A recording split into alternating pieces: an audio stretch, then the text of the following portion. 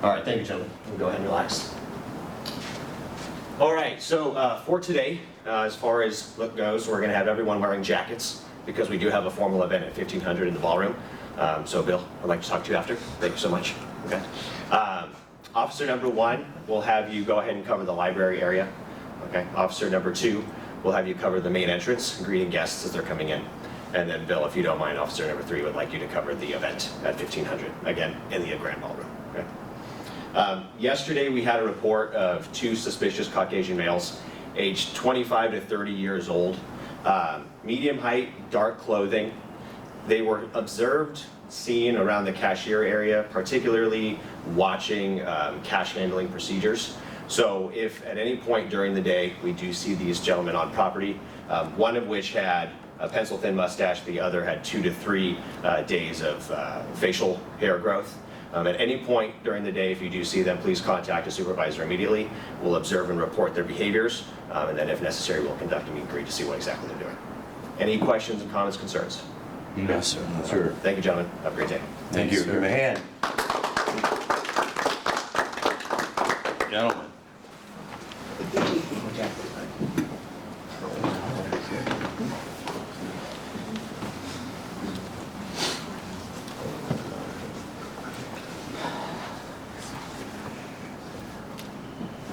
Good morning. Wait a second. Step back just a little bit so I can see, no, it's like a V so I can see all of you. So first, and then slide it in. A little close, there it goes. And you could all just take a step forward too. Perfect, thank you.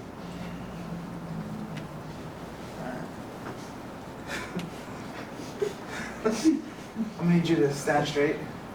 This way. Pardon me? I'm gonna need you to stand straight. I am standing straight. No, like towards me, sir. Oh. Thank you. Okay.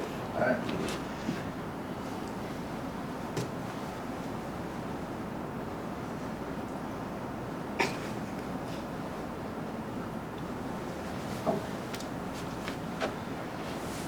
Is this a clip-on, sir? Nope. I'm gonna need a clip-on. Yeah, to get one. Take care of that. Alright. Soon. And a name badge. I'm gonna need you to have a name badge. I can understand. It's a clip-on? No, sir. When did you get a clip-on, man? My mom gave me that. We have one in the boxes ready for you. Don't worry. We From got my you. mom? Yeah, from your mom. She sent it here specifically. Okay. And what's with the sweater, buddy? It's a little chilly outside. It is, but we're dressed nice today, so we need you to dress. We're wearing suits today. There's an event at 3. Alright? Alright. So as you know, there's an event at 3, like I just mentioned, and I'm gonna need you at the front door. I'm gonna need you main lobby, and I'm gonna need you roaming around with the actual event. And we're looking for, yesterday there was about 2 guests, Caucasians. They were roaming around the museum. They were just looking at the cashier and the cameras. So we need to keep an eye on them, and if you see them, thank you. If you see tattoos or piercings on them, and if one of them has a really thin mustache, the other one has 3 days of 5 o'clock shadow, so it's just getting thick. If you see them, just make sure to call control or call anyone in charge, supervisor immediately, and we will proceed from there to see what the gentlemen are doing. Or you didn't say, you said the 2 Caucasian, were they both, was one of them a woman or were they both men? Two Caucasian males. Because I thought there was In a their woman 30s. with a mustache. And it's possible, I've seen it on the news, Yeah. they can, but it's 2 males. Thank you. Yes, sir. Everything good? Any questions? Good, thank you. Give him a hand.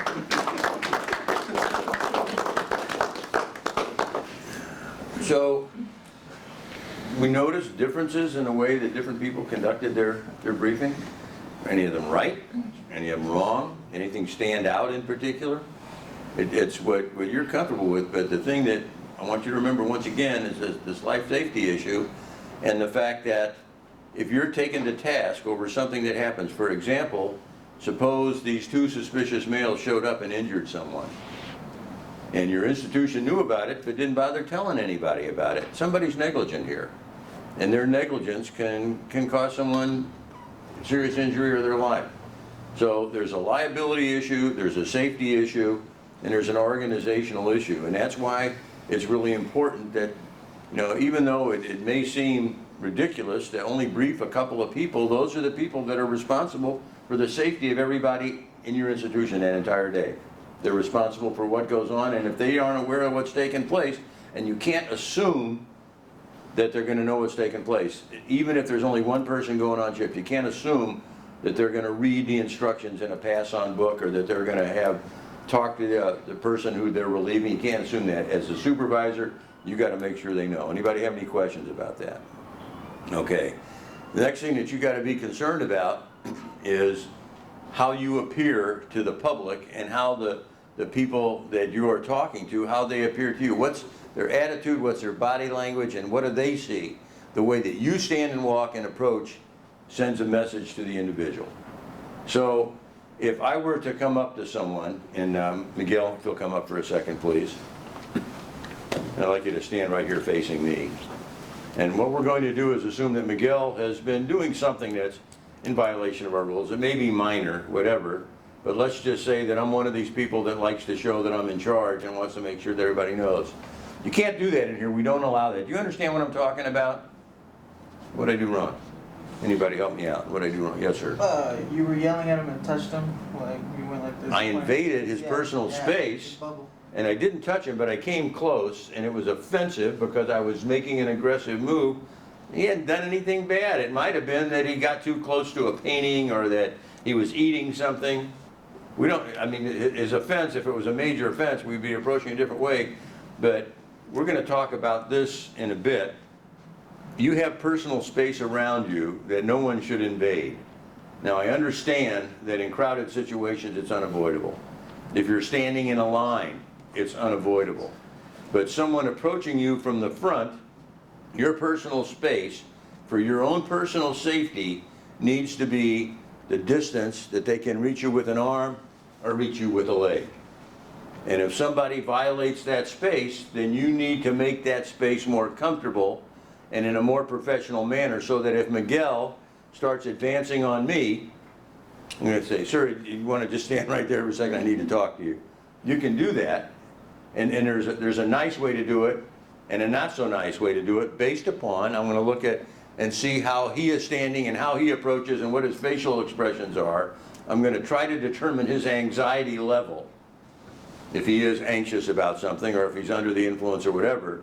But if I come up going, hey, what are you doing? You can't do that here. What's it now? And he decides to grab me, as Lauren tried to do earlier. I can't protect myself because my hands are in my pockets. And it doesn't mean that you got to approach him like this. We're not trying to instigate somebody to fight. What we're trying to do is to do this in the safest manner possible. We're going to show this later, but I want to mention it now for the first time. I would hope that regardless of this class, that all of you start practicing this today, and you do it when you go home, and you do it when you go to the grocery store, or you go to the movie theater, or whatever. If someone is approaching you and approaching your personal space, or you're approaching them, this gives them a full body target. And it also gives them the ability, we're not going to do a martial arts class here, but that's where some of these things come from, is martial arts and self-defense. What we're going to do is make it more difficult for them to attack. And now, instead of giving them a full body target, we're going to reduce the target by turning to at a 45-degree angle, which you can't stop and say, let's see, that 30, that, and you can't, it's got to be automatic. It's got to be something that you do automatically, because if Miguel shoves me now, go ahead. Go ahead, push hard. I'm like a three-legged stool. He's going to push me over. I'm off balance. Push me now. A little more difficult. Why? If he pushes hard enough, he can do it, but if he was to do that, no, I won't show you what I would do. The point is that, go ahead and push hard. I can say, see ya, Miguel. And it's that much easier if you're already turned in a direction so that you have an escape. And it's very important that you do this no matter where you are. If someone wants to take advantage of you, you got to get the hell out of Dodge. Can I say that? I guess. You got to be able to remove yourself and de-escalate the situation, and you can't do it if you're at a disadvantage and you're right in their face. And for one thing, you want to give yourself a little more room, because if they're approaching you and he's still moving forward, you can keep backing up. You can go, well, I won't go through the whole litany of positions. We are going to talk about it. What I want you to think about is don't let yourself get in a position where you're caught flat out and with a violation of your personal space and you have no way to defend yourself. Thank you very much, Miguel. Anybody have any questions about that? So, your hands in your pockets, leaning against the wall, slouching, all of these take away your ability to protect yourself, and they take away the impression that the public has that you're ready to protect yourself. And my favorite, I've been involved in martial arts for a while, so it's automatic for me. I don't want my hands in some places, especially since I'm now older than dirt. I'm not that quick anymore.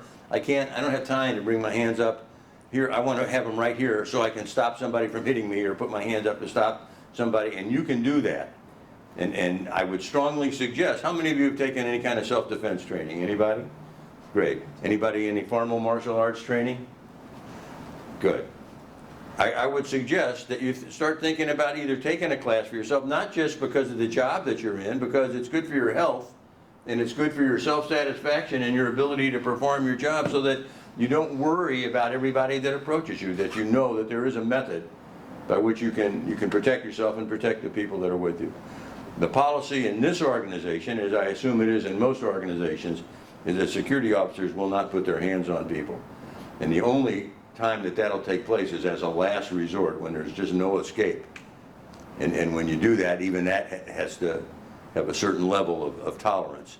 But you're not going to get into a fight. In fact, you're going to walk away from one. In fact, you're going to try to discourage someone else from doing any fighting, and a lot of that has to do with your body language and how you approach an individual and the stance that you take. Let me back up and read something about this slide. Okay. The way that officers stand, the way that they walk, and the way they approach people all have a way of broadcasting an image and a message.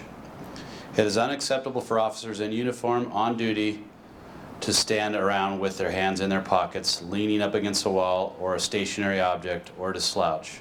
The way they look, the way they stand, and even the way they walk tell observers about their state of readiness and how alert they may or may not be. It is not enough to just put in writing or present in a class. One of the most tedious tasks of a supervisor is to continually comment, criticize, and correct the posture and body language of officers on duty. Thank you. Okay.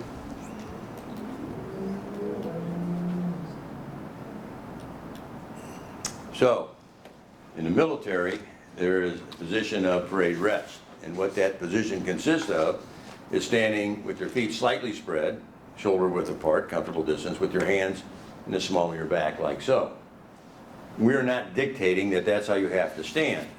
But if you're trying to assume a position that's comfortable for you, particularly if you have to stand in one location for a period of time, it's one of the safer positions, because you can flex your knees, you can look around, you can visualize an area, you can observe. The only thing it doesn't do is give you the capability, if people are getting close, of protecting yourself. But this particular position is one that you can recommend, particularly if officers have to stand in one location for any period of time, because you can't stand at attention. You can't lock your knees or you're going to pass out eventually, and your legs will lock up. You've got to be in a position where you can move slightly without dancing around, without giving the public the impression that you can't handle that particular position. This is the most difficult thing for people who are used to being armed, or were in the military, or were in law enforcement one time. What do you do with your hands? And it's kind of a natural thing. And the reason that law enforcement does this, I don't know if you're aware of this, to stand with your hands on your hip, because you don't want anybody getting a hold of your weapon. So you want your hand as close to your weapon so that you can block them from having that particular, well, you're not wearing a weapon. And the positions that we're talking about, the security positions that we're talking about, what does this tell you? I think the best way that we should do it is to demonstrate it. So let's see how we should do this. Would you come up, Jordan, please? And Javier, would you come up, please? And Tommy, would you come up, please? I'd like all three of you to stand here and face the audience.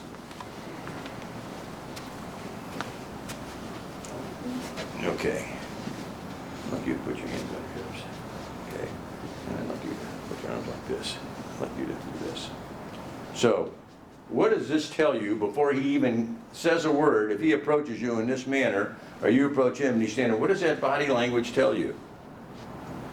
Anybody? Not approachable. Don't talk to me, I've already heard it. And you better do what I tell you to do, or I'll get you. Doesn't that say that without saying anything else? Okay, thank you, have a seat. What does this tell you? Don't talk to me. I'm closed, the subject's closed. I'm not listening, this is the way it's gonna be. Does that make sense? Thank you, go ahead. What does this tell you? Talk to me. I'm relaxed, I'm open, I'm ready to hear what you got to say. He's saying, no, I'm not. I get it. But did you see the biggest difference in just body position makes? Just the way that this is what the public thinks when they see you. Good, thank you. So, it's important that we look at the different positions of body language and we think about what the public impression is going to be. You have to constantly do this. I don't like doing it either. But every time that you approach someone's post, whether they're in a walking patrol or they're in a standing post or what have you, you need to remind them not to do those things that we're talking about. You need to say, you need to get your hands out of your pockets, okay? Or you need to not get so close to somebody when you're talking to them. Or you need to stand up straight because you're slouching. I gotta tell you, I'm 100% sympathetic with security officers who have to be on their feet for 8 hours. I'm 100% sympathetic. It is so easy to get up close to a table or a wall or something and take a load off. It's so easy to lean on something because it gets tiring doing that. But I'm sorry, that's what the job is. And I got to tell you that there are posts for people who have physical disabilities that can't meet the rigors of the demand of that particular post, if it's a walking post or a standing post. There are positions for them. But if they're in a patrol situation and they're in a normal officer situation, they got to be physically capable of staying on their feet. Why? Because if you have an emergency and you got to dump that place, if you got to get everybody out and evacuate them, you need somebody who's physically capable of doing it. And if they can't even stand on their feet for 8 hours, I'm sorry, they're not going to do real well in helping with an evacuation. So it's important that, as I mentioned earlier, you don't want to see this after the second or third time, but as you as a supervisor are making your patrol rounds, you want to see people taking their hands out of their pockets or getting off the wall or standing up straight because they know it's wrong. But if you don't make your patrol rounds, if you as a supervisor don't make it evident that you can show up anytime at any place, that's what they're going to do. I don't know how many of you have done this, but I love going in to a place at 2 or 3 in the morning when it's a 24-hour operation and seeing what's going on. I love doing that. And I have found everything imaginable. Things that you would never believe even possible. Somebody who's got a shift all night long figures out a way to do that because there's nobody watching what's going on. It's your job to stop that from going on if you want that place to be safe and if you want it to be watched the way that it's supposed to, particularly for fire watch. And fire, the greatest threat that we have in all of these things, by the way, is not the person who's drunk, it's not the person who's under the influence of drugs, it's not the person who is a member of a protest group, it's fire. Fires happen more often than any other thing that takes place, and that's why the officers that you supervise got to be alert, got to be moving, got to be looking at what they're supposed to be, and why you have to notice it, and you have to correct them to make sure that they're remaining alert. So, your attitude is going to be directly reflected in their attitude. I want to see an honest show of hands, and I understand that your supervisors are here, but how many of you enjoy what you do? Enjoy what you do when you go to work? Anybody that doesn't enjoy it? Anybody here, show me that on occasion you've come to work and weren't real happy about it. How many of you have done that? Because, yeah, thank you. Because things weren't so good at home in the morning, or the dog did this or whatever, or the kids did this. I mean, we all have those days. But if you bring that to work, and the people that you're dealing with see that you have an attitude, then it's okay for them to have an attitude. And it's okay for your officers to have an attitude. And it's really difficult. You know, the best customer service function that you can perform, you know what that is? Smile. Hi, nice to see you, even if it's not so nice. I don't want to see you or anybody else like you. I'm real glad to have you here. So, your attitude is important. You need to be positive more than you're negative. It's so much nicer to say, sir, we'd really prefer that you watch your children so that they don't hurt themselves running down the hallway, rather than, those are your kids, control them or get out of here. There's a big difference. You're saying the same thing, but you're saying it in a way that the public can accept, because they're going to be, people are resentful anytime they're told not to do something. They're always going to be resentful. You're not going to have somebody hug you and say, that was the best negative instruction I've ever been given, I love you for it. They're not going to do that. But they should be able to shake your hand and say, thank you for telling me in a professional manner. That you can accomplish, and that's really what we're talking about. You lead from the front and not from the rear. It's going to be difficult as things go on in this country. The more violent experiences that we have, the more violent incidents that take place, it's going to be more difficult to get officers to say, yeah, I'll stand there all day and watch for this, if you haven't taken the trouble to do these things that we're talking about now, the very basics, saying that you got to be alert, you got to be standing up, you got to be off the wall, you got to be prepared to take some kind of action, you got to call a supervisor. That's how you reduce those types of things from taking place. It's one of the best preventive measures you have, is you as supervisors, your officers as observers, and other staff members being alert and aware. That's your prevention and protection against all these things that we're talking about. So it's real important that you set the example and you lead from the front to say, this is the way that we're going to do it. You got to delegate when possible, because if you do it now and you do